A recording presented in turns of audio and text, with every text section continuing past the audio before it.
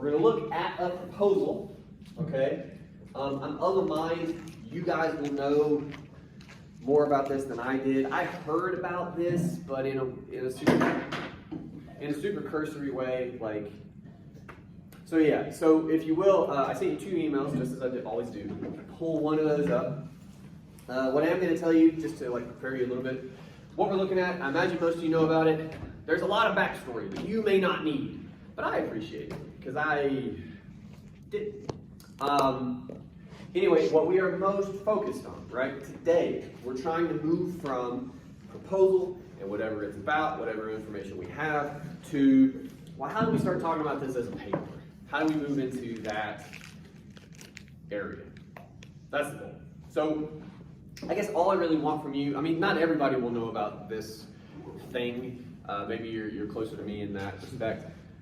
But once you read about the backstory, once you make your own determination, I guess, about how you feel, because that's what we do as human beings, we got to move past that and look for any kind of arguments, any kind of points the student might be making. So I want you focused on that to the best of your ability. Take a couple minutes, read over it. We're going to talk about it. Go for it.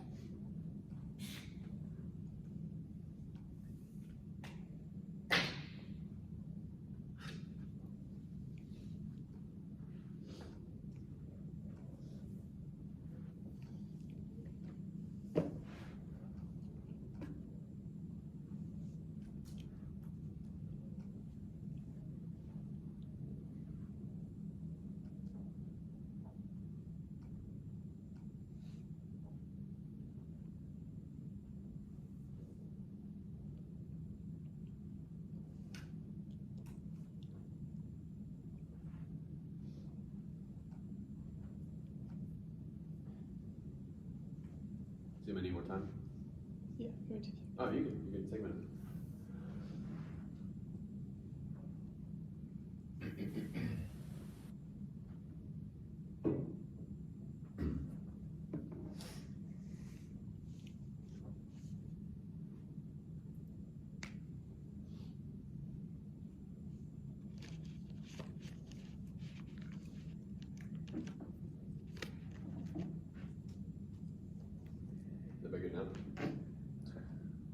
Okay. Now, first of all, quick aside. It doesn't have a lot to do with anything, but this is a writing class. Let's briefly mention it. Some of you guys need to think about paragraphs. You think about paragraph breaks. And you don't know it until you see it, until it's in your face, right? I'm just telling you. I'll also mention, I would assume this guy has no paragraph breaks, because it is all about one thing, but you want to look for ideas, you want to look for themes, you want to look for tone changes, shift in topic. We could easily have one paragraph at the top that's all background information, and then 2/3 of the way through, halfway through, somewhere, probably break. In terms of your reader, it is a break. It's a momentary, just moment to breathe, okay? I said moment twice, which is unfortunate. Anyway, let's talk about what we read. I would assume many of you, most of you, know something about this in ways that I did not. Like, the student has the name up top, and I went, I don't know who that is. All right, and, you know. So we don't have to cover too much of the background information, I don't think, but I want to make sure. Everybody is at least, like, we feel pretty confident we know about this scenario. No. Great, all right. So we get right to the response. Now, to be clear, what we're meant to do in this paper, right? Let's start here. We want to think about whatever the public reaction was, and that can be varied in most cases, in all cases. But generally speaking, what is the reaction? And then our job is to compose an argument about that reaction, right? What does the response to our text say about us as a people, a society, a culture? And there's all kinds of things. There's all kinds of possibilities. In this proposal, we don't quite get that, right? And that's okay. I mean this. Because we do have something. We do get a response. Whose response does it seem like we get?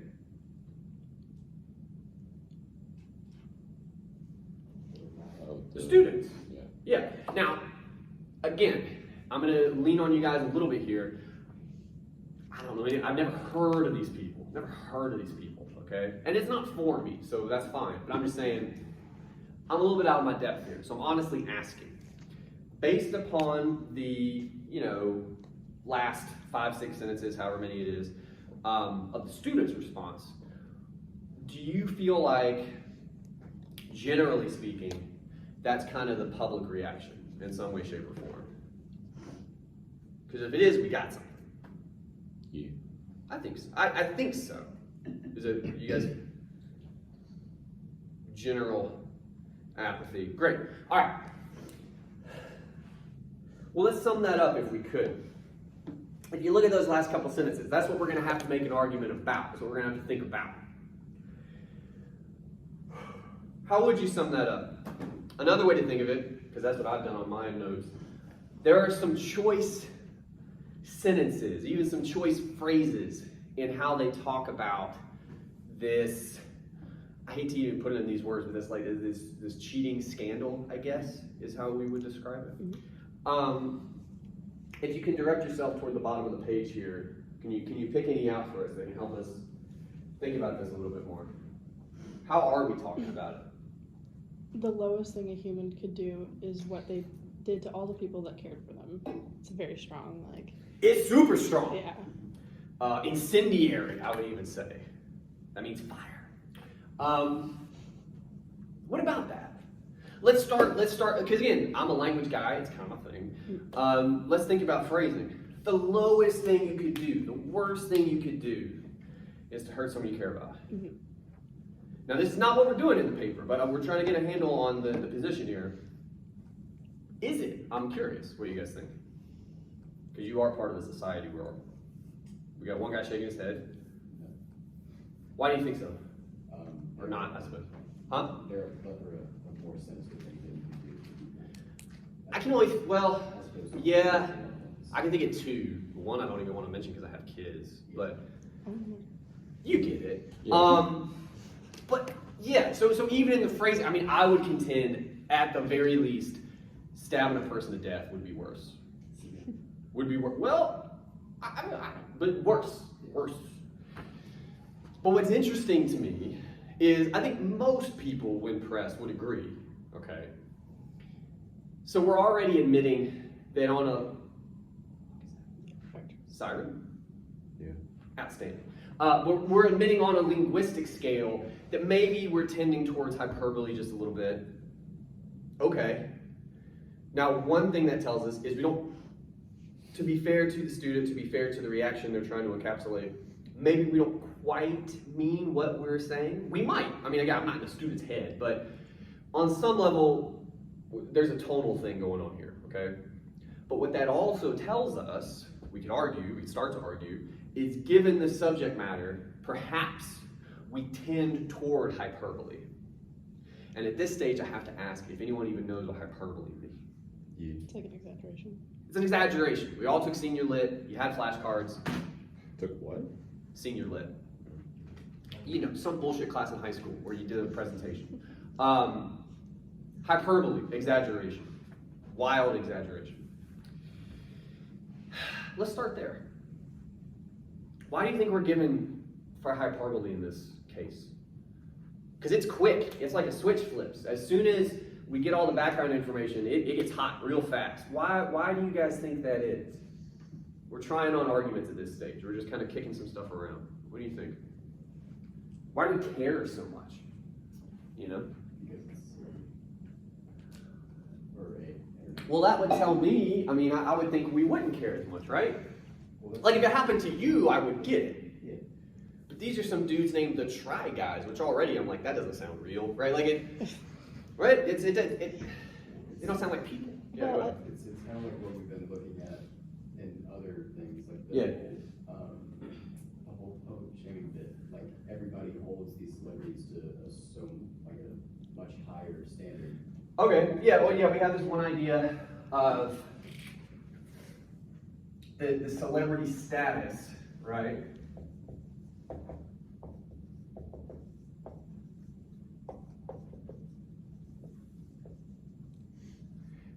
Now, of course, we're gonna go, and we're gonna do as many roads as we can today, by the way. I want you to see, if nothing else, how many options there actually are. We're going down this road for a second. Why do we hold the Try Guys, Ned? Why do we hold Ned to higher standards? Why is he the paragon of morality for our society? Yeah. This is only like a little bit related, but like Okay. up to this point, they had remained so like unproblematic as a group and as individuals. Like, I love that. That's how we're putting it. Their image. yeah, like, Yeah. and then in this moment, it kind of like felt like you were reminded that being a celebrity, it almost feels like inevitable that something like this is going to happen. Well, and we can talk about that too. It may or may not be related to this, but one road we could go down is their brand, and the student does a pretty good job explaining this in their proposal with all the background information. It seems like their image, their brand, is pretty squeaky clean. Side note, Ned's entire persona was loving his wife. Sure. Like, no, I'm. You know, I'm my not kidding. favorite part is he's still mine. Oh no, Isn't that and that's weird? fine. No, I know, Like, but the tenor of this proposal is like, there's no way both of these things can be true, and it's like, no, like there are some like blurry lines there, but like sure. the Yeah, entirety, yeah, fine. the entirety, like he's not funny, but like Ned's like, not funny. I don't think so. Anyway, I think I he's was just having annoying, fun. but I assume he's not funny. no, like his entire brand, like every single episode, he He's would a bring up dork? his Is he wife like at a- least 6 times. He sounds like a dork. Yeah. He's not a dork. He's actually like, I would say he's kind of the most typically masculine out of all 4 of them. I'm honestly asking, is that saying a lot for the Try Guys? No. Okay, no, it's because I don't know. But there's one more thing I was gonna say. Oh, sorry. I watched pretty recently a video that kind of did a full their kind of expose on it, and this was like something. Apparently, this wasn't just like a one-time thing. Like this. Yeah. This was like a workplace relationship. Is Yeah, what yeah. He himself declared it as. It had been going on for like months. Well, that's one thing we were going to get to it later. We're going to get to it now. Maybe at 2 points, but one point in particular I remember. The student here says they call it a selfish moment, which is fun for me because that's a stock phrase. Like that's just a phrase we have. But it's not a moment. It doesn't. I don't know anything about it, but given their description, it sounds like a relationship. Now you could argue it's a selfish relationship, which, given all the parameters, sure. But again, to play devil's advocate, I would contend, what romantic relationship isn't selfish? Do you know what I mean? Like, at one point, you're like, well, I'm only loving this person because I'm worried about them. Like, no, it's a selfish act to be involved with somebody. You're doing it for you. That's what being selfish is. So that's interesting. I'm trying to figure out how to steer this. Let's stick to brand for a second because we didn't go far enough down that road yet. So clearly, this is a violation of specifically Ned's brand. You said he says it all the time, you know. Well, why do we get so upset? Why do we get so heated? Again, there's heat here at the end of this proposal. What's that got to do with how we think of this guy? What we thought we knew? It's just like a big tonal 180 for us. It's a really difficult leap to make, you know. Yeah, so I'm gonna get real fancy. The cognitive dissonance that invites, I was about to say that. we don't like that, right? Can we push on that some? Like, how do we put that in argumentative terms? What does it say? And I'm directing you guys at this point, I do apologize. What does it say about like how important this is to us when it comes to what we think of these people, these celebrities?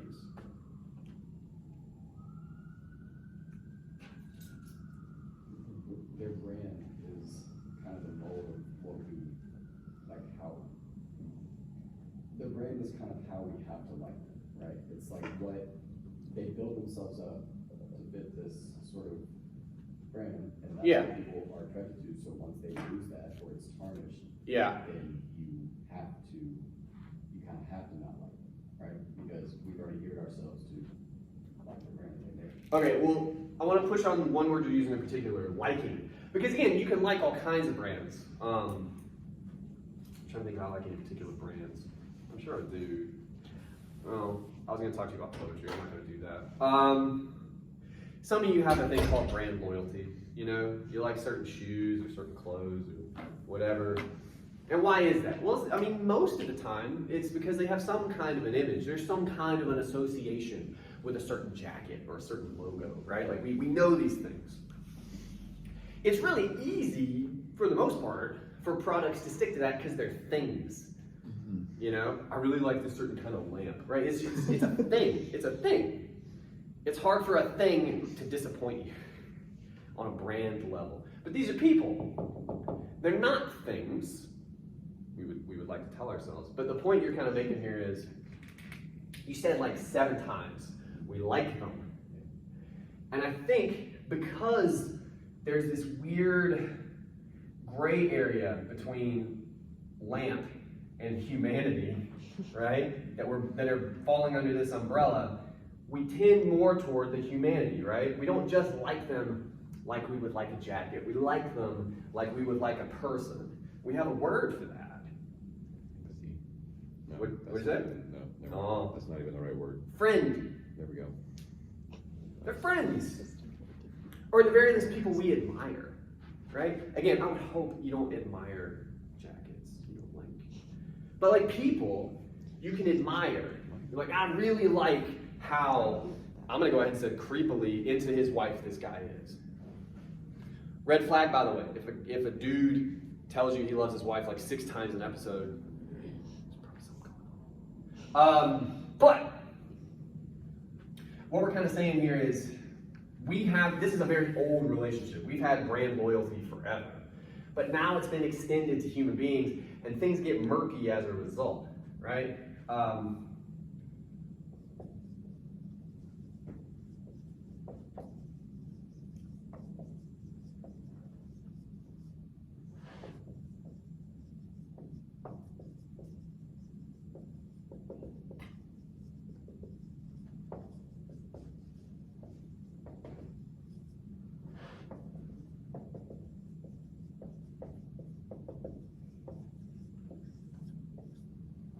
Like, isn't that kind of what we're saying? Yeah. His brand is, I'm going to say, probably unattainable, not realistic for an actual person. And we're kind of viewing him as an actual person, while also not viewing him as an actual person. We're viewing him as that, as a thing that we support, that we buy into, perhaps even literally sometimes, right? But he's still a person. We still know that somewhere deep down, and that's the discrepancy. Because as soon as he's a person, as soon as he fucks up, you said it was inevitable, right? Because that's what people do. Well, now he's not living up to his brand. He's not living up to like his slogan or whatever the hell, right? He's a dude that messed up. But he already sold us that. We were lied to. Try guy. Right? That would be one argument. And there's different ways to get to it. We went through it, via celebrity status. But basically all celebrities nowadays pretty much have some kind of a brand, right? Good. That'd be one possible argument. Let's consider others. I have a few, and I will direct you at some point. But I'd love to hear if you guys have anything else first. I really would. Yeah. I thought it was kind of shocking how rapidly the response went to the place, whenever something like this happens, that like some kind of controversy, they're always like, everybody's on social media like bashing them, but also calling for some kind of action from the parent organization, and it happened like almost immediately. Like they within like a week they had completely cut him off. They released a public statement of them explaining everything very calmly. Yeah, well, we have a good quotation in here, right? Like, I don't know, man. Eugene seems like he's on. Yeah, I mean, they're all have different. He's wearing a revenge strip. it's contrary to values of the company we built. We took it very seriously. Don't want to sweep it under the rug.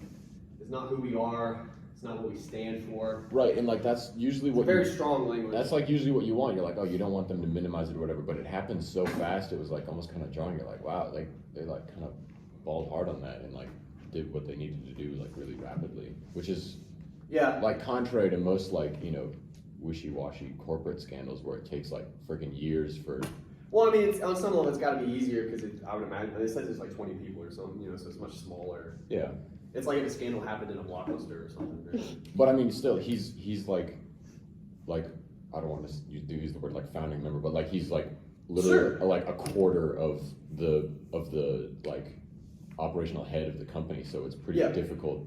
Like I'm sure maybe they must have had like some kind of clause in their contract where they could just kick him out with that. Well, I imagine it said it took him 3 weeks for an investigation. I'm sure the investigation took a night. I think the rest of the time was probably, how are we gonna spin this? What do we have to do legally to like cut you out? Like that was probably most of I would wager the investigation, right? Is how do you navigate some of the stuff you're talking about. But to get back to what we're supposed to do in the paper, right? You kind of touched on a thing. The sort of force, maybe, behind public outrage, right? In some ways, at the very least, I wouldn't say it's more prevalent than ever, because that's not true, but it's more, it's easier to see, I guess, right? Not just the outrage, but the effects of it. And I mean, because of how social media works, that should be pretty obvious. I'm wondering if there's an argument there for like, how our reaction elicits responses, right? What I mean is like, I'm trying to think of a way to not direct you guys like hardcore. Let's start here. Why do you guys think, respond the way that we do? In this particular case, because every case is different, ideally. Why do we respond this viscerally, with this much? Like again, my favorite parts from the bottom here, they should be shamed for the rest of their lives. We talked about the lowest thing that a person could do. The positive side is that they get to carry this guilt for the rest of their lives. We say that twice. Again, I would contend there are people who think you should be allowed to live a life after murder. Not everyone agrees, but there are enough people in this country that go, you should get a second chance after you kill somebody. Yes. So I'm just saying, we feel a certain kind of way about this. We feel a lot. I'm curious why that is. Yeah. So there was this YouTuber explaining the problems with like parasocial relationships in the sense that like the people that watch, say the Try Guys, they think that they are closer to them, they relate to them more, and it's almost as if they think that they have a friendship with them. And the Try Guys have no idea who they are. Right? So it's just a one-way relationship that causes us to be way more connected with them than we actually are. So we react as if we trusted them and they were our friends, so to speak. So it's so much more painful whenever they do lie or be dishonest because we feel like we're more connected. Well, I would go a little bit further. I mean, you're kind of tying on here, right? But we'll get a fancy word in here first. You explained parasocial pretty well. This one-way street kind of relationship. Because and again, that's a pretty easy concept. If I would hope, anyone, when faced with the reality of social media, would go, yeah, they don't fucking know who I am. I mean, it's not like. But the upshot here is what we were kind of getting at is you're so much more invested in them, in their lives, than they could ever be in yours, right? And so you even use the term lie, they lied, which is kind of what I was getting at here with like, all they really did is they didn't live up to their brand. They didn't live up to the standards outlined in their brand. But we read that personally. We read that as a lie. I feel like part of that is also just because they've been around, like even when they were still with BuzzFeed and everything for so long, like probably since a little bit before, like I got on the internet, which is like, I don't know, 2016 just about, but like, I don't know, like it's like, I know a bunch of people feel so strongly about this because it's almost like they grew up, like watching. I wonder if we could do something with that. I mean, that's an interesting point that you kind of, I almost wonder if that could be a body paragraph in this discussion, like this idea that it's not just brand loyalty and it's not just the one-way street relationship, right? But it's this notion that time spent, right? Whether or not you grow up with them, I mean, that's a very powerful thing. But even if you're as old as you are now and you discover some social media personality and you ride with them for like 6 years or whatever, that's a lot of time. That's an investment. And again, you feel betrayed if all of a sudden that investment comes up short. You're like, but I signed up for a dude that's not funny and talks about his wife all the time. Like, that's what I signed up for years. The argument there being that we take our time very seriously, that we and again, that's a little bit cliche, but like to the point where we would attack people personally, right? So I'd say, I mean, that could be potentially a body paragraph, for sure. That's interesting. Okay, let's try to at least get one more argument, if we could, out of this, and I think we can. Ooh, 10 o'clock. All right. So other quotations I really dug from the proposal.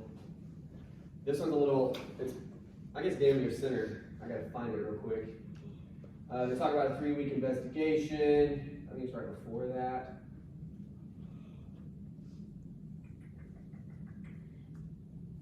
Yeah. It's right here. During that weekend, Labor Day weekend, multiple fans alerted the Try Guys that they had seen Ned and an employee engaging in public romantic behavior. What are we saying there? What happened? This is not an argument yet.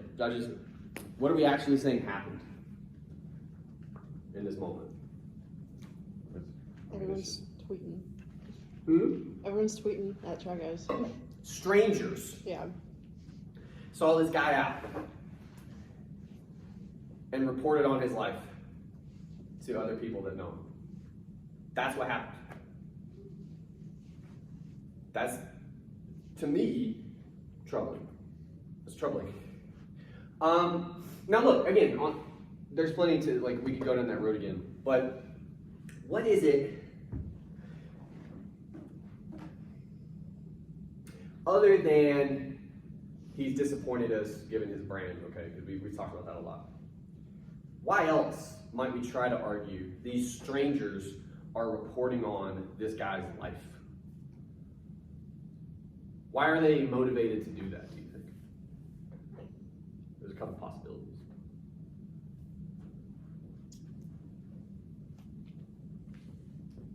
Maybe they're hoping that they are the ones who like give the straw that breaks the camel's back, like they're gonna get some kind of clout out of it. And we've raised this idea too. I mean, some of these arguments will feel somewhat similar. In this particular aspect, I would say probably not, because this feels more anonymous. But when you apply it to the online conversation, there's for sure this idea of, as you've said, clout chasing. You know, trying to be the one that I don't know. The way you've characterized it is like almost like get a big pop. You know, is that like I'll get a lot of retweets on my condemnation of this person type of thing. There's something there for sure, which is, again, troubling. That doesn't seem, I would say, healthy, maybe. So there's that. I would contend there's a bit of an argumentative umbrella that extends over that includes this clout chasing component, okay? Go with me for just a second. I was gonna say I'm a magic carpet ride because I'm a fool. Sidebar, do you guys know what that song's about? I mean, clearly it's about drugs. What's Magic Carpet Ride? Foghat? It's in commercials. I don't It's watch about sex. It's a really clever magic carpet ride. It's fucking on the floor. That's what that song's about. Anyway, it's in commercials. That's why every time it comes on, it's in like a shoe commercial or something right now. I just laughed to myself because like, they're talking about. Anyway, go look it up if you don't believe me. Look at the lyrics. Anyway.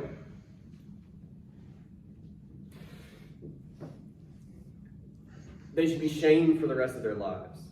They should carry this guilt for the rest of their lives. The student says this. And again, I don't think the student is alone in this opinion, okay?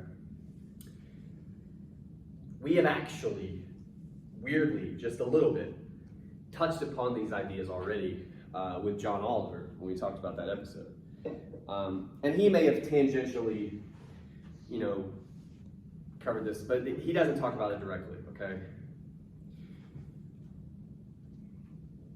He references a book at one point that we talked about that is actually super similar to this conversation we're having about Ned Fulmer.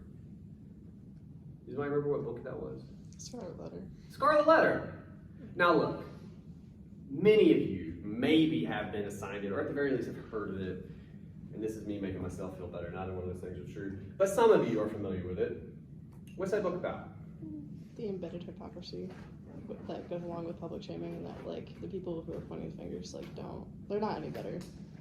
True. Before we get into that, just generally what's the book about? Adultery. Less generally than that. God damn it. In the middle there. Public shame. There's a woman, Hester Prynne, is found out has a relationship with a preacher. She gets publicly branded with this A, right? So she can be publicly shamed everywhere she goes, and she is. She has to live on the outskirts of town. She just has kind of a shit life as a result of this branding. She's made to feel guilty the whole time, right? Like that's the gist. That's kind of what we're saying here. Why does the public react the way that they do in the Scarlet Letter? If you're familiar with the book, you know this answer. It's not a complicated one. They're Puritans. It's the Puritans. Who are the Puritans? You all had social studies. Come on, somebody knows this. They're a very, very, very conservative group of people. To the point where no one could live with them. Yeah. Like, we like to spin it as like the Pilgrims, right? The Pilgrims came over for religious freedom. That's true, but that's because everybody hated their guts. And it had way less to do with their religion than the fact that they were shitty people. Like, that's true. They weren't fun people. So what the connection I'm making for us here, given our language, we sound really puritanical here. I'm not saying anybody should cheat on their wife. Okay? Let's get that out of the way. But it's interesting. All of a sudden, here in 2022, we're progressive as shit, man. Right? You can do all these things, you be all these things. You better not cheat on your wife. You'll be guilty for the rest of your life. Right? Like that's interesting to me. That we still have that impulse. That it could be that damning. Right? And this is one reason, and we've talked about it. But I'm curious if we could have a brief conversation about our values. Because we haven't done that yet. We've kind of danced around it with different texts. All I mean by our values, our priorities as a society. What do we consider important, right? We think, for instance, I'm going to go on a limb and say nobody should be made to feel bad or somehow like disadvantaged by way of something they can't help, right? Whatever that thing is, that's a thing I think we value as a society. I feel pretty good about that one, right? Okay. This scenario, which plays out a lot, happens a lot, it's got to tell us something about what we value as a people, a society, a culture. What matters to us. This is one. But there's other things, I think. Just curious what you guys think. Another way to phrase all that. Why do we give shit about whether or not this guy cheats on his wife?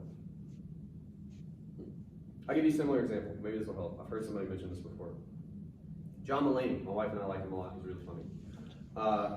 Somewhat recently had a somewhat similar episode with his longtime wife, and he's with a different person now, and they had a kid. And my wife kept updating me, and I told her at one point, we should not know about this guy's life.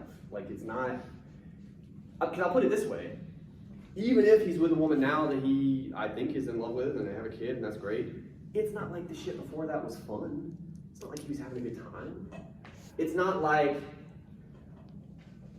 he probably wanted to hurt that person, I would assume, right? These are very personal things. That, from my perspective, we have no right to know and should not want to know. Like, that should be off to the side. So again, it's like, what does it tell us about our values? That by and large, I think, I'm in the minority there. I think my wife is much more dialed in with how people feel. Is it that funny? I know, it's almost like class doesn't matter. Those are people in suits. You can tell by how they laughed. How? Because it was Head fake. up, yell at 'em. It's their fake. Anyway, Don't come here to school, so Yeah. I'm just kidding. I do want to see him. 100% one of them's in some kind of polo. Yeah, It's there was like a whole seriously. suit and tie. They're But it's trying, fun. They're trying to get funding for the schools. with Yeah, people they that's are. on. Yeah. I just saw my boss. I was gonna say that, like, I think the reason that we maybe still associate somewhat puritanical values to this specific scenario Sure. is that, like, it's more still akin to, like, a traditional, I know this is really blatant language, traditional crime than, like, the other things that you might think of. It's more easily defined. Right, Maybe because what like you know, your sexuality and your gender and your religion and all these other things that we think people, those are all like your own individual values that ultimately you can think what you want, but it doesn't harm anyone else. But in this case, there's a pretty clear victim. Okay.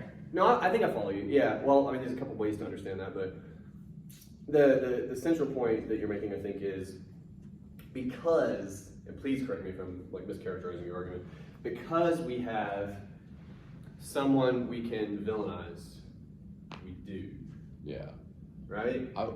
I wouldn't say that. I would say is for, I mean, for me anyway, it's more the other way around, in that it's not that he's inherently a bad guy. Well, it's I'm not that saying, yeah. he's doing something that ultimately is hurting, you know, his friends, his family, his children, his wife, Sure. all these people, by doing something that, like we said before, was like very selfish. And look, again, to be clear, it's a shitty thing to do. Right. Like, I think you'd be hard pressed to find a lot of people that disagree with that, right? Like, yeah, for sure. But, I mean, again, at least for me, like, that's as far as it would go. I'm like, goddamn, dude. But that's a short walk to goddamn, dude. Like, it's kind of over after that. Yeah. But again, I think what you're saying is, and there's reasons for why this could be the case, but like, because it is so easy, I'm trying to, because you told me I was wrong at first, I'm trying to restate it. Because it's so easy to identify who we should be for or who we should be against, we just quickly fall into those camps. Is that? Yeah. Okay. How would we talk about that on a board? Like, we'll try this on.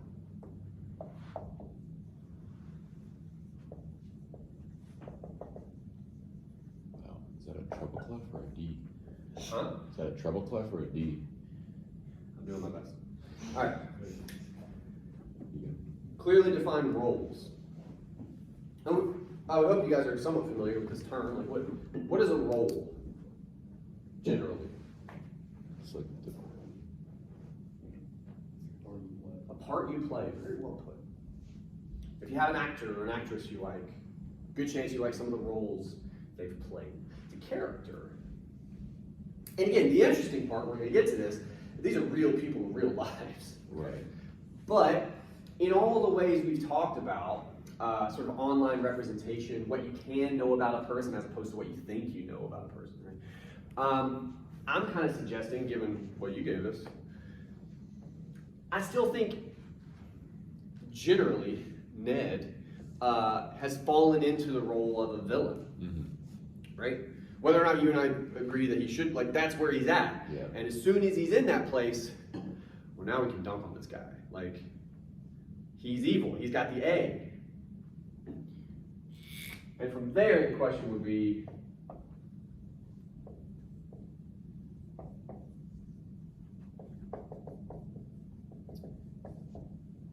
why do that?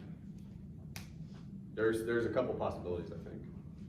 I think the collective internet pile-on, kind of similar to Monica Lewinsky, like it makes you like totally ignore the possibility that there's other factors at play, and like so you're like, well, it doesn't matter. Everybody else is doing it. There's no chance that any other thing could be affecting the situation, such that I can dunk on him without any fear of being misguided in my efforts. Like being wrong. Yeah. I mean, it will happen occasionally. Oliver brings up Jussie Smollett. That was years ago, but I assume you guys heard of it. Did anybody not hear of that? I would be shocked. Jussie Smollett? Okay. Cool. So yeah, when that first happened, there were people that was like, I don't believe it, this guy's blah, blah, blah, because you're always going to have those people, right? Given what we knew about the initial case, like there was like rope involved, and shit, it was messed up, right? Like, so, okay. And then it comes out that he made it up. And all those people feel vindicated. It's like, no, you were monsters at the time, given the information we had, right? But yeah, this notion that there could be more to a story is almost always true when people are involved. People are complicated, generally. And as a result, there's going to be all kinds of different motivations and mistakes and misunderstandings. People are messy. But when they're online, and what we know of them, they're not. They're pretty well defined. And the point you're making is that phenomenon, that setup that we have, very easily leads to gross oversimplification. In all respects. In this particular text that we're looking at, it leads to him being a villain. Like a Disney villain is what I mean. Is he the bad guy in the situation? Again, yes, clearly. Is he the evil stepmother from Snow White? Probably not, right? It's probably less than that. Cool. You can spin off from this, by the way. Are there any other possible reasons that we dunk on villains? I'll actually go ahead and list the other one you gave us because it would fit here. Another possible reason.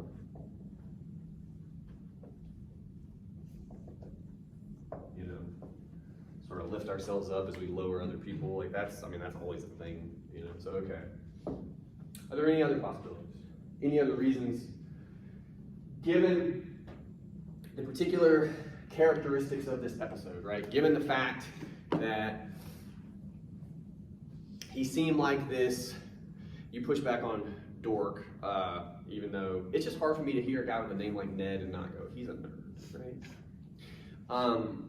But like, whatever this guy, very squeaky clean image, I love my wife, like kind of guy. That was a really good Yeah. impersonation. That dude, when we find out he's doing this other stuff,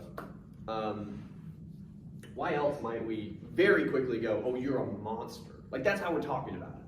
He's a monster here. Why do you think we're doing that? I know whoever said whatever they said is not funny. I just know that. Like, it's in my heart. Anyway, those guys make like 3 times what I make. And that's the world we live in. Okay. Meanwhile, the real comedy in here is Well, shocking. it can't be worse. It can't be worse. I think, I don't know if this is what you're getting at, but maybe I'm just trying, I mean, whatever I'm fishing. it makes people feel better about themselves. They're like, well, if I'm better than this all popular celebrity because I didn't cheat on my wife. And Okay. Now look, so I want to be clear, and I'm cutting you off, and I apologize, but that's a little bit different from this. It's similar in mechanism, right? It works kind of the same way. You said you make yourself feel better by lowering this guy. But the point you're making is this is purely driven by online notoriety. Did I get? And look, I'm not immune from this. I told you before, I'm on football Twitter. I follow the Falcons every Sunday. I got all kinds of likes from all kinds of people I don't know about my football tweets. I felt special. But that's this, right? You're saying on a moral, ethical level, right? To diminish someone, to point out somebody else's, pretty clear flaws, thereby enhances your own moral standing, right? Virtue signaling is basically what we're talking about, to some degree, right? Now, the unfortunate thing, and it is unfortunate, I mean this is a real thing, this term, okay? But it's been kind of co-opted as things will be, which is, it's been kind of taken over, so it has like a whole negative conversation around it and like the kinds of people that will use it sometimes. I'm trying to stress for you that we're not doing that here, okay? It was a thing before some people started using it in shitty ways, okay? It just also happens to be a really great description for what we're talking about. Okay. Anyway, what virtues are we signaling in this case? What is a virtue? Does anybody know? That'd be a great question. Oh, that's weird. Somebody look it up for us, if you don't mind.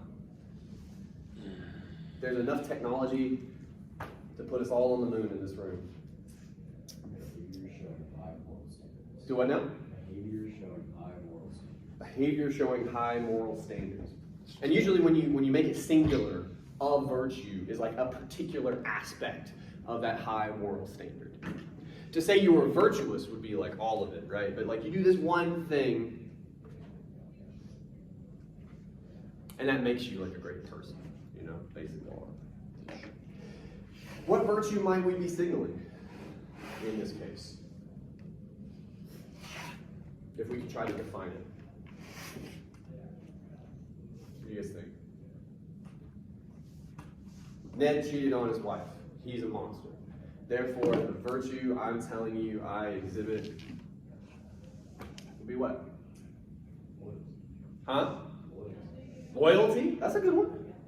Yeah, I think so. Loyal to what? Let's define that. Relationships.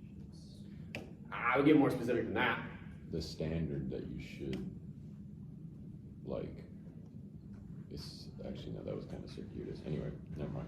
Okay. Ignore it. I appreciate the attempt. Loyal to what kind of relationships? Let's get more specific. What? Marriage. Because look, if Ned had cheated on his girlfriend with another woman, would he have been in hot water? Probably. Would it have been the same? I don't think so. Not even a little bit. Yeah, so what we're saying, much earlier when I asked you guys what to say about values, this is what I was trying to get at. There's something here, seems like, about marriage. You know what we don't value? Fucking class time. Isn't that interesting? Anyway. I think it's more that I don't know, he didn't abide by the given agreement of that the fact that they're in a monogamous relationship. Yeah. And they also have kids together. For sure. So it's not just between the two of them. It's also going to impact whether two kids now. Yeah, However many, Yeah, yeah. I mean, it's not just about them at this point. It's For about sure. the lasting impacts. Because let's be real, divorce kids are a little fucked up, but like The what kids? like divorced kids. Of Oh, yeah, divorced I'm parents, there. yeah. Yeah. So Oh yeah, I got yeah, I am problems. too. So we're good.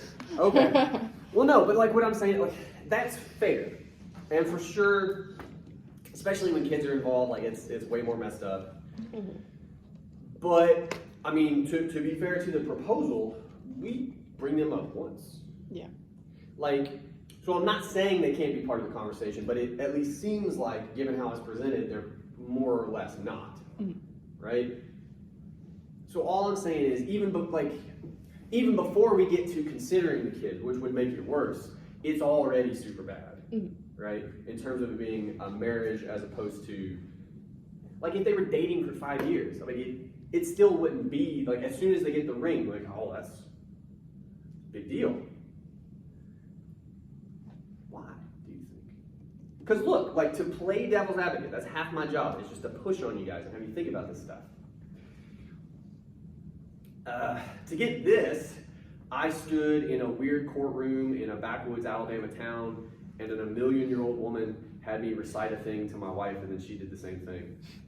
And I was so freaked out. She was like, "You can kiss her now." And I was like, "Oh, shit."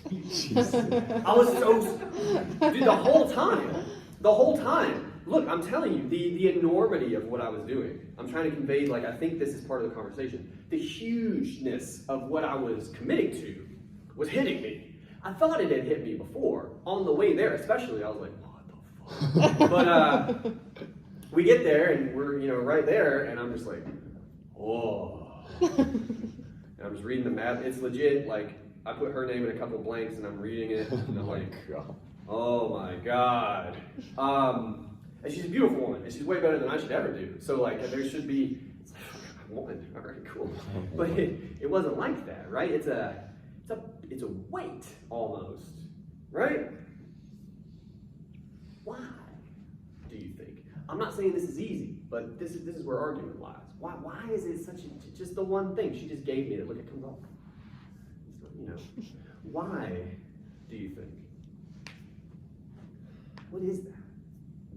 About our values, or, I don't want to direct you too much, but like our, I'll give you a little bit, and this is probably too much, and that sucks, but I would offer that there are certain systems in place that we, as a people, a society, a culture, depend upon. Whether or not they factor into your life right now, and they may not, for the most part. It's some kind of, I would argue, foundational aspect of who we consider ourselves to be as a people, right? Yeah. I think marriage might be one of those things. I mean, it's like, several thousand years old, this kind of tradition that we have of in monogamous relationships. For the most part, yes. Right. I mean, well, because again, the one twist there would be, through all those thousands of years and all those many different cultures, people treat marriage very differently. Yeah. I mean, the whole polygamy thing isn't just a Mormon idea. That's many cultures are like, how many wives do you have? Like, it's, so it's, the whole monogamy thing is actually, in terms of history, like fairly new. But even that, because that is what's at stake here. That is what seems to matter to people. He was in a monogamous relationship. That's hard to say many times. And he failed at it, right? Like, he betrayed the sort of agreement they had.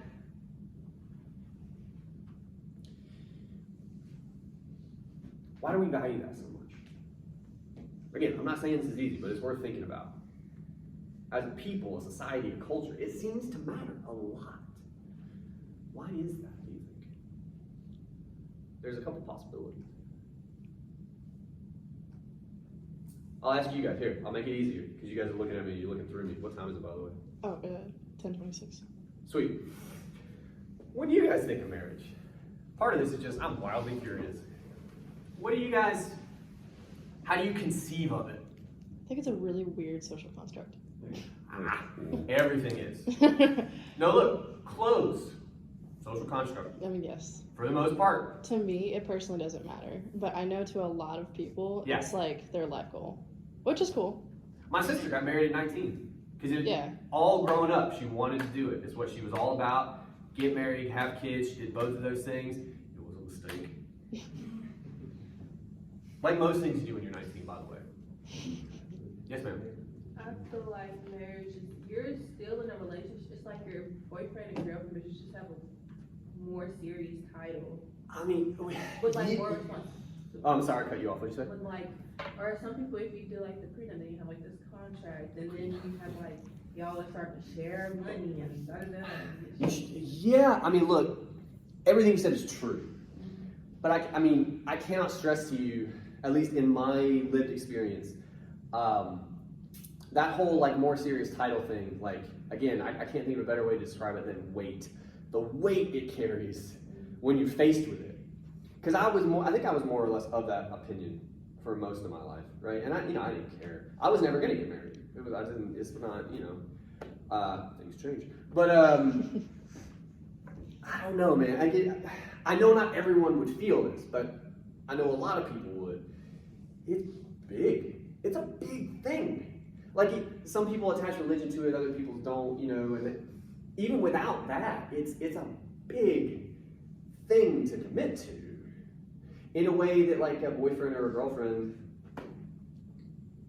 just isn't, Like, I mean, if you think of it's like you have to have like a whole third person to like verify it. preside. Yeah. Right, yeah, like Yeah. it's like, two people can sit in a room and be like, hey, we're boyfriend, girlfriend, it's cool. And you can like tell people about it, but like Yeah. they're ultimately their opinion of whether you should or shouldn't be, or if you break up or whatever, it doesn't matter. But then when you want to get married, you have to get some million-year-old woman to tell you to say certain things. She was very nice. I think sometimes about how she's probably dead now. And we've been married for 10 years. She's almost certainly dead. Oh, God. Other than that, and then if you want to undo it, you have to get another whole other person to Yeah. break it, and then it's like, Yeah. and not to mention if you have like a more, extravagant like ceremony, then there's all these people that are like bearing witness to it and stuff, and it's Yeah. So then, and we talk about it as a marriage contract. There's a social pressure to not just when you get married, but to perform marriage correctly. Would that be fair to say? Yeah. And again, to bring it back to our text, he clearly did not perform correctly.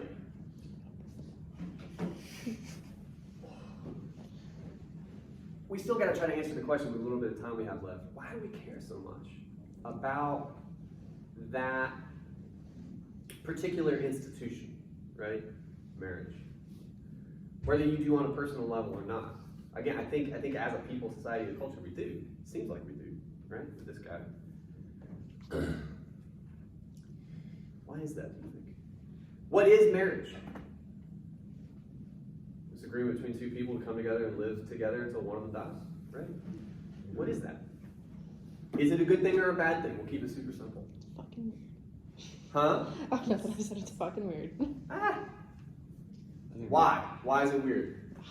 Because, like, I don't know how to explain it. Try. The idea of two people committing to each other for life, which is not, like, it's not the idea of commitment. It's the idea that, like, you have to actually legally agree with somebody instead of just, That like, part's existing together. Yeah. Well, Like, okay, I keep. So to be clear, the announcing that we are now different, right? Like, kind of Yeah. transitioning from what you were saying, yeah. like we're just boyfriend, girlfriend, or whatever, to this other thing. Stepping through that portal together is Yeah. weird. Yeah. To a degree, but again, the only pushback I would have is like, until you do that, given the parameters we have as a society, you're not really beholden in the same way, right? Like, so if I was just dating my wife, and at this point we would have been together for 10 years, dating, that's a pretty serious relationship, I think we'd all agree. Mhm.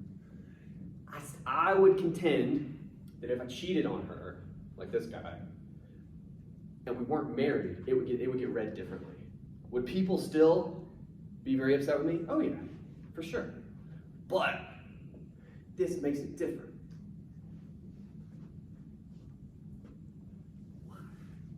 What is a marriage? I think that's at the heart of this. I think it matters that he's married. Getting married is like, hey, I'm done fucking around. Let's do this for realsies forever. And then It's much more serious. It's much more capital A adult. Is that fair? yeah. Right? Because look, even the term boyfriend girlfriend to me just sounds like Oh my juvenile. god. You get a boyfriend or a girlfriend in middle school. You know what I'm saying? Like, I know. It sucks. what? It sounds kind of like grade school. It sounds kind of I cheesy. know. I know. I mean, look. On the flip side, when people get divorced, or because I'm at that age where that's what all the people I know are doing. That was fun. That's a fun era to live in. What do they do as soon as they get divorced? Fuck around and find out. They go get married. They go, yeah, that's right. They go get remarried. It's like, you just messed this up. Why are you doing it again so fast? Yeah. Because it has this connotation of adulthood, of like buying a house rather than renting it, right? Like of setting up roots kind of thing, rather than being so transient. Most of you right now, to some degree, could just get up and go if you wanted to. You could leave your life if you really want. You could. What are you gonna lose? Oh, I got a part-time job at Lowe's or something. Like, fucking, you get another shitty part-time job. You're not losing anything, right? If I got up and left, the tendrils, all the things I'm connected to, I can't just go, right? I'm tied to things. And the point I'm making is I think we like that as a society. We like that there are people, a lot of them, doing that. So much so that people keep doing it, even if it's weird. Why do you think? I'm intentionally trying to get you guys to answer a hard question, by the way.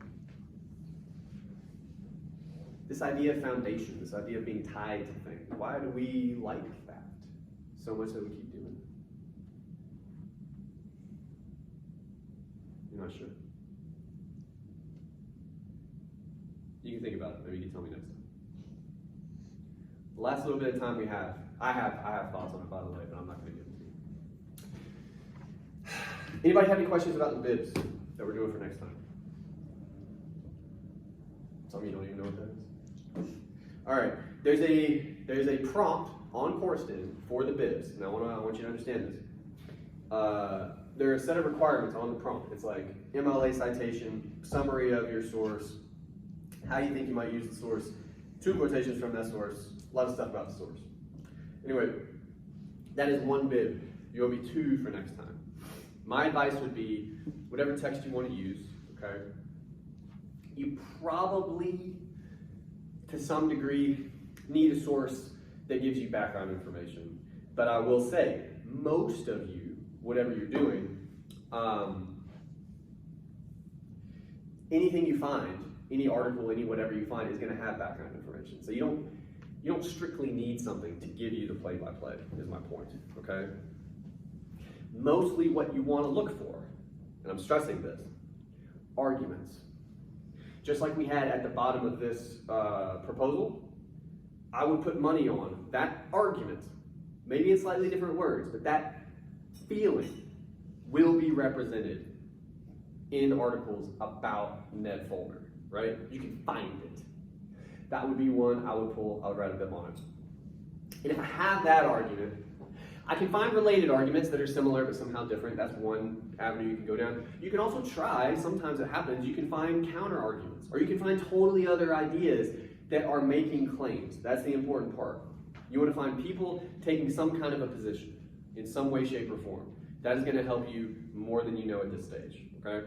That is my recommendation to you. But 2 bibs, due for next time. If you're not sure what that is, please go look at the prompt, because I get so many emails. And I break it down step by step on what you need to do, okay? Any questions before I let you go? All right, I'll see you next time. Maybe go think about marriage. Don't do that, you're too young, don't do that.